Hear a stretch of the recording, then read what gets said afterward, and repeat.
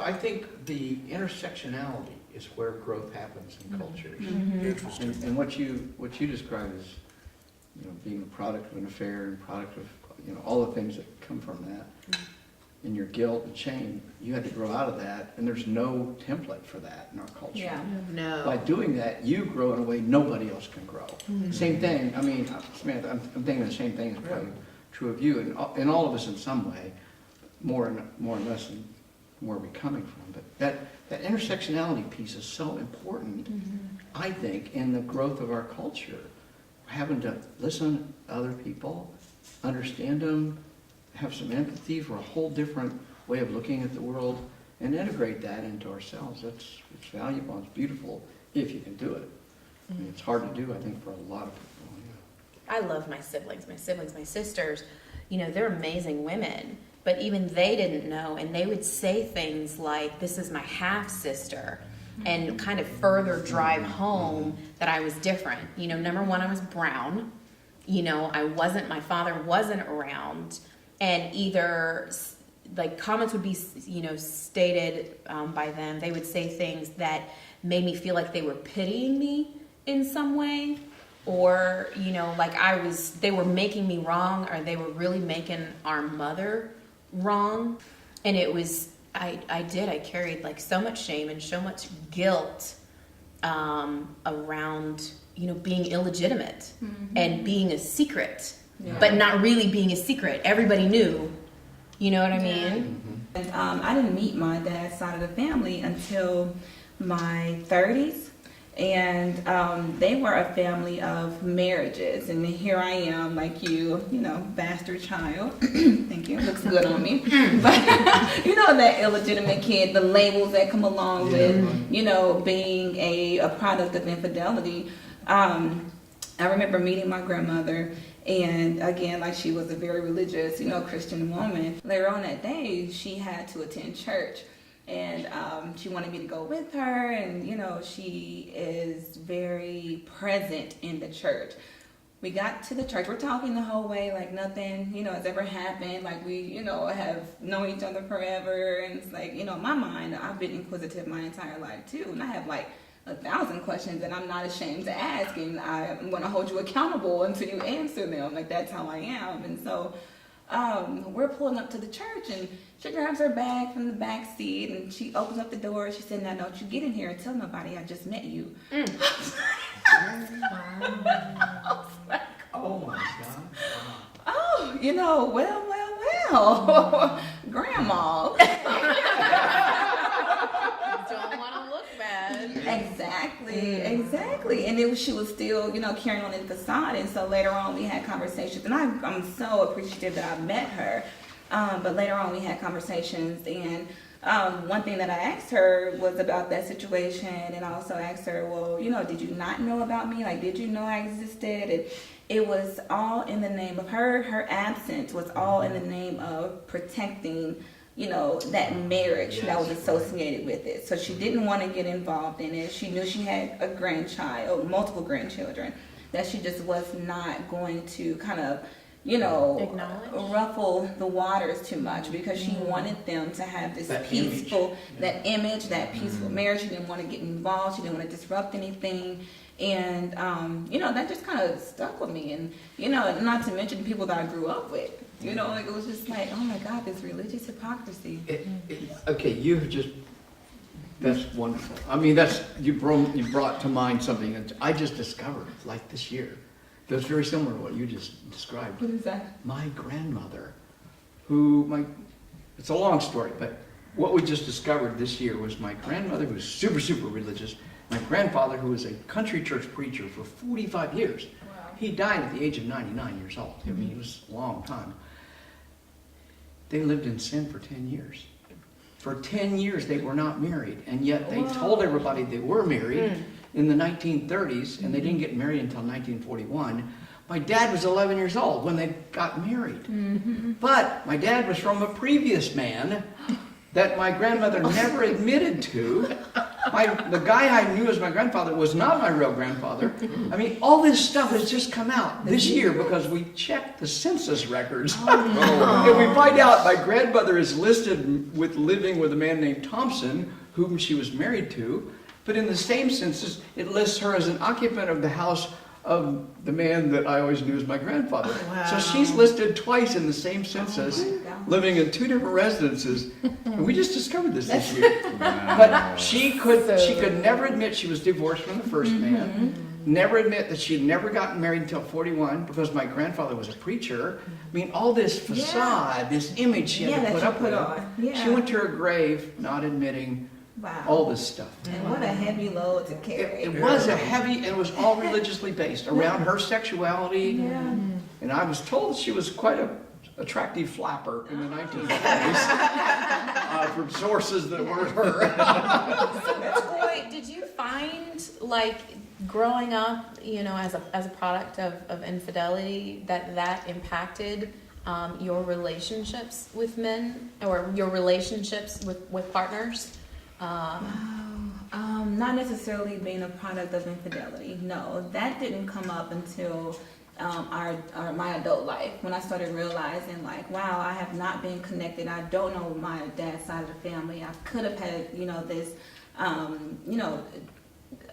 deep relationship and solid foundation with these folks had I not been, you know, an illegitimate child. You know what I mean? So that didn't come up until late. I didn't have any insecurities behind that. However, the lack of presence that my father had in my life, you know, it definitely impacted my relationships later on, and because of some other underlying, you know, circumstances that, you know, shaped my childhood. It was very,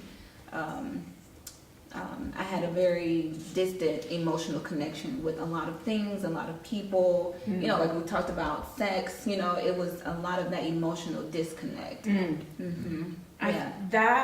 I was thinking about this question earlier around, you know, sexual liberation and when I felt sexually liberated and when I started to come into my own, you know, power, if you will. And it wasn't until I got complete with that relationship with my dad, and then that, you know, really finding forgiveness for myself, finding forgiveness and offering forgiveness for both of my parents for just being human beings. You know, when I started to honor my body and really get connected with my body, and then, you know, adding on top of that the piece with my parents, like the freedom that I experience around my sexuality and expressing my sexuality and having these conversations, you know, with a partner and that kind of thing is incredible. And it's really beautiful, like what opens up in that space, because when that authenticity is present with you, it opens something up on the other side for them to show up and really be authentic. That's a good point. My dad traveled a lot when I was growing up, so he wasn't physically present. There were long periods of time where he wasn't physically present in the home because of his work. But when he came home, he was there, you know. But there were gaps and there were these pieces missing. So it affected my personal, you know, understanding of who I was. It affected my outlook. It affected what I saw in my parents' marriage. It affected all of these other things. When I went through my divorce, my dad showed up for me in ways I had never anticipated that he would. He became my superhero, and all of the things I needed from him during my childhood, he delivered for me when I was in my mid-30s. The illusion of control often holds us back because, you know, it's also living within the present. You know, we often try to live in the future or live in the past, but we rarely want to stick to what's in the present in front of us. And that's how we sort of avoid these issues, especially in regards to trauma, especially family trauma, because religion can make it worse. Sometimes it can make it better, but oftentimes, in my experience, it makes it worse because now people, such as your grandmother, they have to hide stuff. And within, you know, Black families or just families in general, there's a lot of secrets that is held that gets passed on in generations. And we're wondering, like, why do I feel this way? Why am I having this guilt about things? And I'm not even, and I'm like, I just turned 5. What? You know, like, literally, I just started kindergarten. kindergarten and I'm feeling, I'm feeling shame about my body. Yeah. Or I'm feeling shame in relationships with, men or other male authority. I think shame and religion, it seems like kind of, I don't want to say go hand in hand, but there does seem to be a relationship. Can you talk to that? I think there's a huge relationship. In fact, my contention is you couldn't have religion without shame. They're so closely related. And if you look at every major religion, whether it's Buddhism or Hinduism or Islam or Christianity or Mormonism, it doesn't matter. They all use shame. You got to ask the question, what's the psychological advantage for the religion? And the advantage is they teach you what to be shameful of. There's cultures that are not ashamed about religion. There's cultures that are not ashamed about sexuality. There's cultures that are not ashamed about female sexuality. So why is it important to shame people? And the reason is, if we teach you to be ashamed of your body, as Freddie's talked about so well, then once you feel that shame, how do you get rid of the shame? Well, you have to come back to church. You have to go to confession. You have to read your Bible. You have to go to Sunday school. You have to do something that brings you back to the religion. Then the religion teaches you more about the shame. And you go out and you act like a normal human being again, masturbate or have premarital sex or just have sex. Because the fact is that people are being given all sorts of shame messages.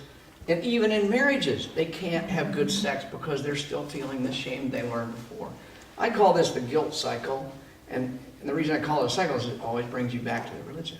And here's the hint. But how does that shame get put on other people? When people express homophobia or transphobia, they're putting that hate and that shame on other people. That's different. Where does that shame come from? I think it's all part of making sure we know who our tribe is. And so if you are not a part of our moral group, if you will, then you're ashamed. You're outside the moral pale. You're beyond the pale. And anything that doesn't conform to this patriarchal religion is beyond the pale. The interesting way to understand this is no Baptist ever went to ask forgiveness from a Catholic priest. And no Catholic ever went to ask forgiveness from a Hindu monk. So you only get forgiveness from the place you learned the shame in the first place. That's the one way to look at that. One question I think is really interesting, I never hear anybody ask is, who would you be if there wasn't religion in your life? If you've never been raised, who would you be? A heathen. You'd be a heathen, but would you be immoral? No, you'd be just immoral. You wouldn't murder. I don't know. I could be an assassin if I really Okay, keep your religion then, please. Well, first of all, I don't even like the word monogamy because we're not monogamous. And most of the people who say they're monogamous have had sex with more than one person. By definition, if you've only had sex with one person in your whole life, you're monogamous. Now, how many people do you know have only had sex with one person? So the minute you... Excuse me while I adjust my halo. Even my grandmother was not monogamous despite her biggest protest.